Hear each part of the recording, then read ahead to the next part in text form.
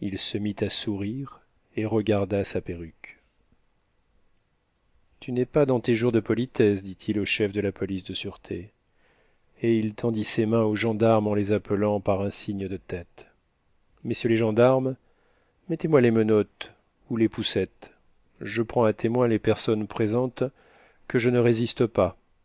Un murmure admiratif, arraché par la promptitude avec laquelle la lave et le feu sortirent et rentrèrent dans ce volcan humain, retentit dans la salle.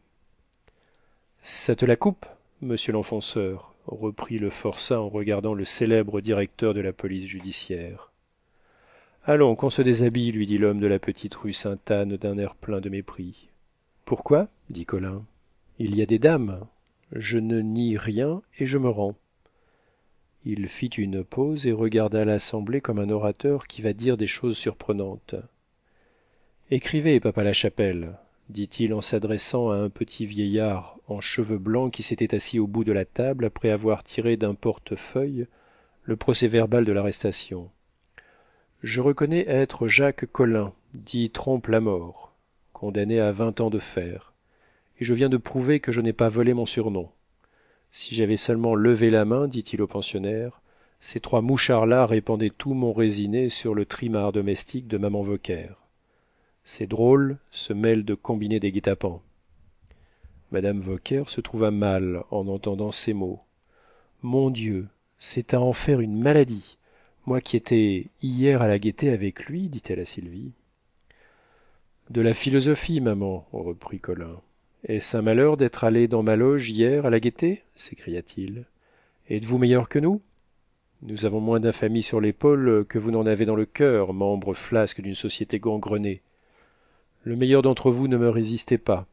Ses yeux s'arrêtèrent sur Rastignac, auquel il adressa un sourire gracieux qui contrastait singulièrement avec la rude expression de sa figure.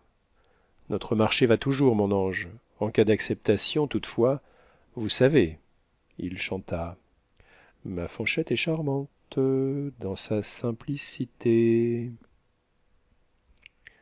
Ne soyez pas embarrassé, reprit-il. Je sais faire mes recouvrements. L'on me craint trop pour me flouer, moi. Le bagne, avec ses mœurs et son langage, avec ses brusques transitions du plaisant à l'horrible, son épouvantable grandeur, sa familiarité, sa bassesse, fut tout à coup représenté dans cette interpellation et par cet homme, qui ne fut plus un homme, mais le type de toute une nation dégénérée, d'un peuple sauvage et logique, brutal et souple. En un moment, Collin devint un poème infernal où se peignirent tous les sentiments humains, moins un seul, celui du repentir. Son regard était celui de l'archange déchu qui veut toujours la guerre. Rastignac baissa les yeux en acceptant ce cousinage criminel comme une expiation de ses mauvaises pensées. Qui m'a trahi dit Collin en promenant son terrible regard sur l'assemblée et l'arrêtant sur mademoiselle Michonneau. C'est toi, lui dit-il, vieille cagnotte. Tu m'as donné un faux coup de sang, curieuse. En disant 2 mots, je pourrais te faire scier le cou dans 8 jours. Je te pardonne, je suis chrétien. D'ailleurs, ce n'est pas toi qui m'as vendu. Mais qui? Ah ah! Vous fouillez là-haut, s'écria-t-il en entendant les officiers de la police judiciaire qui ouvraient ses armoires et s'emparaient de ses effets. Dénichez les oiseaux, envolés d'hier. Et vous ne saurez rien. Mes livres de commerce sont là, dit-il en se frappant le front. Je sais qui m'a vendu maintenant.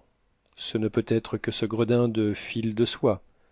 Pas vrai, père l'empoigneur dit-il au chef de police. Ça s'accorde trop bien avec le séjour de nos billets de banque là-haut. Plus rien, mes petits mouchards. Quant à fil de soie, il sera terré sous 15 jours, lors même que vous le feriez garder par toute votre gendarmerie.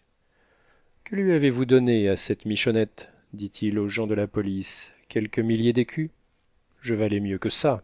Ninon Carrier, Pompadour en loques, Vénus du Père-Lachaise. Si tu m'avais prévenu, tu aurais eu 6000 francs. Ah, tu ne t'en doutais pas, vieille vendeuse de chair, sans quoi j'aurais eu la préférence. Oui, je les aurais donnés pour éviter un voyage qui me contrarie et qui me fait perdre de l'argent, disait-il pendant qu'on lui mettait les menottes. Ces gens-là vont se faire un plaisir de me traîner un temps infini pour m'autolondrer. S'ils m'envoyaient tout de suite au bagne, je serais bientôt rendu à mes occupations, malgré nos petits badauds du quai des Orfèvres.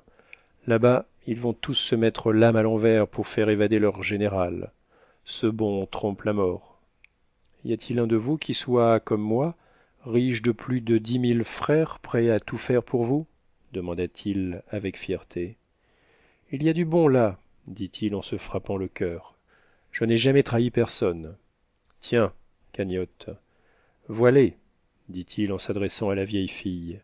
Ils me regardent avec terreur. Mais toi, tu leur soulèves le cœur de dégoût. Ramasse ton lot. Il fit une pause en contemplant les pensionnaires. Êtes-vous bêtes, vous autres?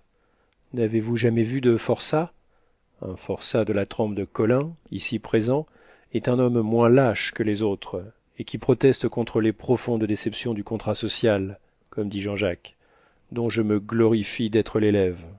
Enfin, je suis seul contre le gouvernement avec son tas de tribunaux, de gendarmes, de budgets, et je les roule. Diantre, dit le peintre, il est fameusement beau à dessiner.